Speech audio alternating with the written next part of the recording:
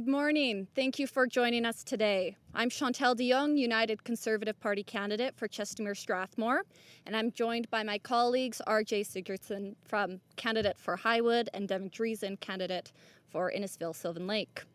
Some extreme anti-Alberta and frankly completely inappropriate comments from NDP Livingstone-Macleod candidate Kevin Van Tighem were revealed on Global News last night. Many of his worst comments come from a book he wrote titled Wild Roses Are Worth It, Reimagining the Alberta Advantage, including comparing Alberta's energy industry to slavery. In his commentary, Van Tighem also refers to Albertans as entitled, grabby, resource exploiters, and entitled angry rednecks. Van Tighem also likens the energy sector to slavery and compares pipelines to addiction. This is worse than when the NDP called Albertans sewer rats and embarrassing cousins. This is the most repulsive thing any NDP candidate has ever said about Albertans and our energy industry. Van Tighem needs to apologize immediately. The NDP has nothing but disdain for regular Albertans and this province's largest industry. They haven't changed whatsoever. And these aren't the only anti-energy industry candidates the NDP is running. And I'd like to invite RJ Sigurdson up to talk about some of the new comments from NDP candidates that have been unearthed. Well, thank you, Chantelle, for that introduction. Listen, I want to start by saying Alberta is a province of energy. We are known for our abundant natural resources. Alberta has some of the largest oil and gas deposits in the world, and we're also the gold standard when it comes to responsible energy production. Our economy is seeing great growth and diversification, but the oil and gas sector continues to make up the largest proportion of our GDP here in Alberta. Thousands of Albertans are directly employed by the energy industry, and tens of thousands more are impacted indirectly through the service industry. These are jobs that pay mortgages, help buy groceries, and pay for hockey and soccer for kids. All Albertans benefit from our rich resources. Through royalties and taxes, Alberta has the ability to invest in world-class healthcare, education and schools, and important infrastructure like road and bridges. So with all the benefits we receive as an energy producer, it comes as a surprise that anyone running for public office in this beautiful province would actively seek to forcibly phase out Alberta's largest industry. But that's exactly what Rachel Notley and the NDP will do if they are re-elected. You don't have to take my word for it. The NDP are talking about this openly on Twitter. NDP candidate for Edmonton, Highlands, Norwood, Janice Irwin stands firmly in opposition to the oil and gas sector. On Twitter, she posted that she believes the extremist group Extinction Rebellion should be in our classrooms and taught to our children. For those who don't know, Extinction Rebellion has infamously blockaded critical infrastructure in Canada and internationally, all in an effort to kill the oil and gas industry. They've been responsible for blockading the Waterdale Bridge in Edmonton and blocking the Iron Workers Memorial Bridge and Massey Tunnel in Vancouver. And if they had their way, everyone whose jobs are supported by the energy industry would be unemployed. Their jobs would be just transitioned into oblivion. Rachel Notley must clearly state that she will not allow Extinction Rebellion's extreme views in our classrooms. Rachel Notley needs to come clean with who she stands with. We know the NDP don't stand with Alberta businesses either, as they plan to raise business taxes up by 40%. This would drive out jobs, job creators, and investment again, just like Rachel Notley did when she was Premier in 2015-2019. The NDP certainly don't stand with everyday Albertans who are worried about affordability, as she plans to raise electricity rates by 40% with the help of Justin Trudeau. Do the NDP stand with our hardworking oil and gas workers, or do they stand with their partners in Ottawa and the radical activists at Extinction Rebellion? It appears to me the only people the NDP do support are their union bosses in skirting the rules on election spending. I would like to now invite my colleague, Devin Dreeshen, the UCP candidate for Innisfail-Sylvan Lake, to comment.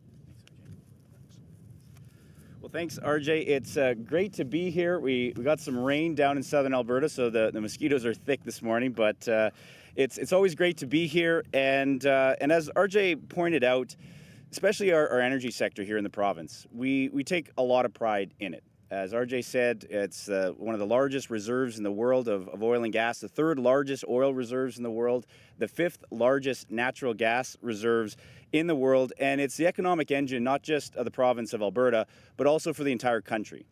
And for decades, Albertans have stepped up to deliver responsible, ethically produced energy, helping mitigate global energy crises and leading in technology and innovation to reduce emissions.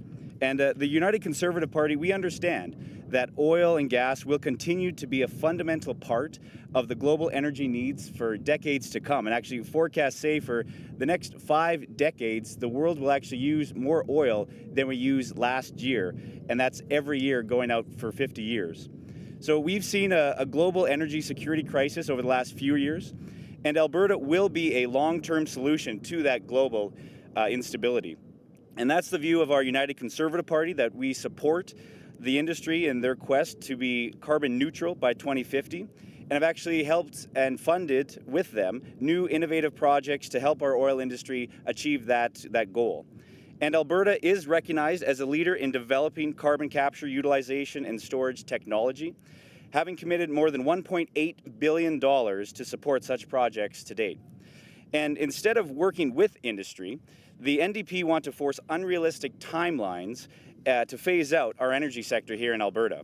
Now, Rachel Notley and the NDP have promised to convert Alberta's electricity grid to net zero by 2035. Now, that'll cost taxpayers tens of billions of dollars and actually raise everybody's electricity bill here in the province by 40% every year. Now, obviously, we can't afford the NDP's plan. It's disappointing that Rachel Notley and the NDP keep selecting candidates, as was just previously mentioned, who attack Alberta's energy sector.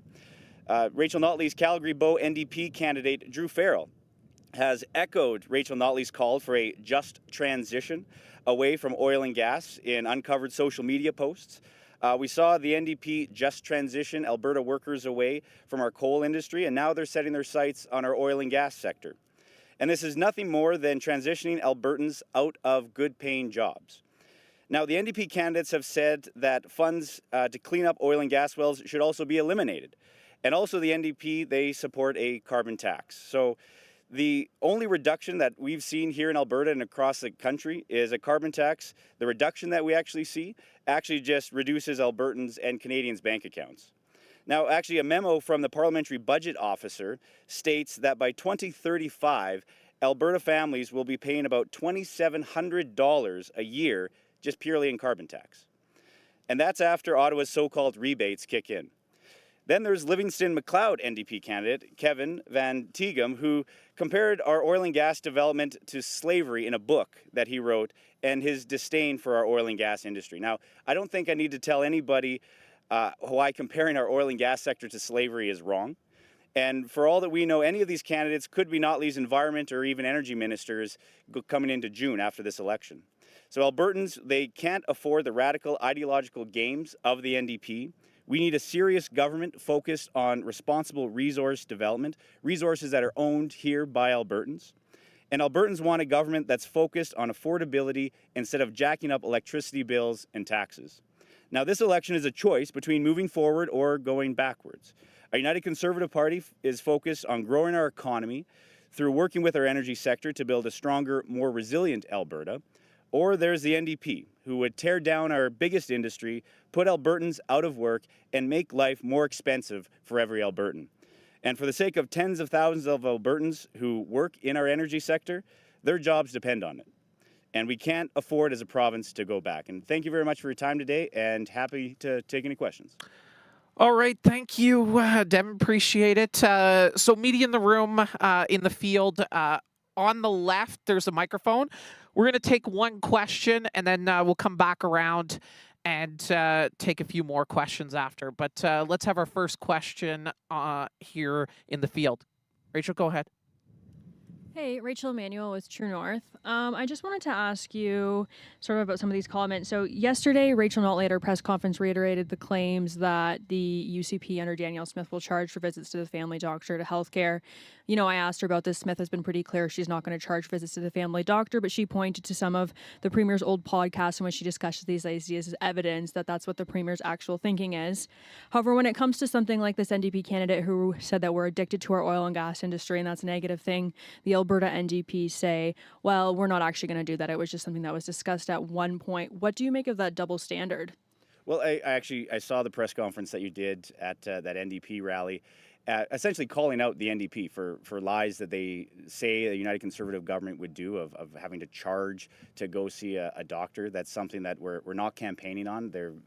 They make that up. I've actually, when I go around, I'm sure my other candidates, when we go around and campaign, we hear that message that gets repeated by the NDP and even in the media, and it's frustrating because it's a lie. But in the answer to Premier Rachel Notley, former Premier Notley, when she asked that question, she just repeated that same lie. So you can see how it's frustrating when the NDP doesn't campaign on things that they would actually do, but they make stuff up about what we would do as a government. So I agree, it is a double standard, and I'd hope those in the media would actually call out the NDP for continuing to lie about what we would do and what we're actually campaigning on throughout this election. Thanks, Rachel. Harrison, Robert, any questions? Global CTV, cameraman, we're good. Operator, could you please put through our first caller? Alex McQuaig, Western producer. Thanks for taking my call. I mean, we've heard a lot from rural municipalities, from agricultural sector, of people frustrated with their situation vis-a-vis oil and gas sector. They support the Alberta's oil and gas sector. In many cases, they support the UCP, but they are not supportive of the AER and how it's operating. Are you willing to stand with those agricultural producers and rural municipalities in trying to get a fair deal from oil and gas companies? Yes, is a short answer. When we talk to our constituents, especially in rural Alberta, there's a lot of orphaned wells or abandoned wells, and those liabilities don't just magically go away. They are the responsibility of the oil and gas companies that created them, or how they've been sold off and reshuffled around. So we are looking at ways of how we can make sure that these sites are cleaned up, because it's not the responsibility of the landowner, but they obviously every day are suffering the consequences of having these liabilities, these old sites still being there, and in some cases leaking out and causing issues. So that is something that we want to work with the municipalities as well as landowners to make sure that we can expedite and clean up these wells. But as I mentioned in my remarks, there are some NDP candidates that want to stop that funding, that they just, I guess, assume that these sites will magically balance themselves or clean themselves off. But it is something that we're committed to do, and we have seen an improvement in a lot of these sites, but there's still billions of dollars of liabilities that are still out there that need to be cleaned up. All right, operator, next caller, please. Sean Polzer. Hi. I'm sorry I got lost in the middle of a field, and I'm still kind of heading down there. I'm assuming that this press conference is about the well abandonment liabilities. I guess my question is, well abandonment is a big deal, but what about some of the renewable abandonment issues? Rural municipalities put forth a resolution in January, I understand, calling for a bond on some of these windmills and solar panels. And I'm just wondering what your thoughts are. It's a great question, and I know when we were at RMA and speaking with municipalities, that is a big issue that they see, whether it's new windmill farms or solar panel farms. There is a concern that you're going to have kind of an orphan wells 2.0, or you're going to have a whole bunch of environmental liabilities that are not going to be covered, whether through a bonded system or an insurance system, so that at the end of the day, when these companies possibly go bankrupt in 10, 20 years and the technology needs to be cleaned up or the sites need to be cleaned up, will taxpayers be on the hook for that? I think that's a very legitimate, real concern. So we are working on policies of how we can try to make sure that liability is actually being covered through a bonding system or through insurance, so that we don't have stranded sites for decades to come with environmental liabilities not being covered by anyone. So it is something that we're working on to make sure that, yes, we can attract these types of investment, but at the end of the day, the environmental liability is being baked into to these types of investments. All right. Any more questions in the field? Last call for questions in the field. Operator, any more questions on the phone? Alex McQuaig, Western producer. Yeah, thanks for follow up. I guess my question is, are you committed to reform AER? And if you're reelected, how will you do that? Well, it's. I'd say stay tuned. The election is unrolling. We're almost at the halfway mark.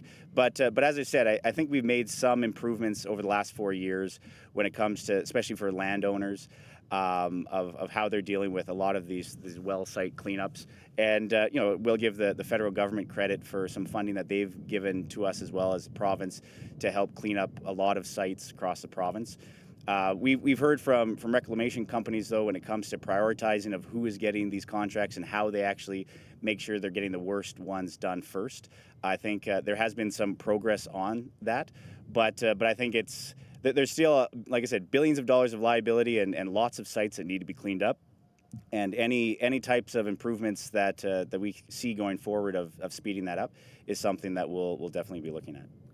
All right, that's all the time we have. Thanks, everybody. Thanks.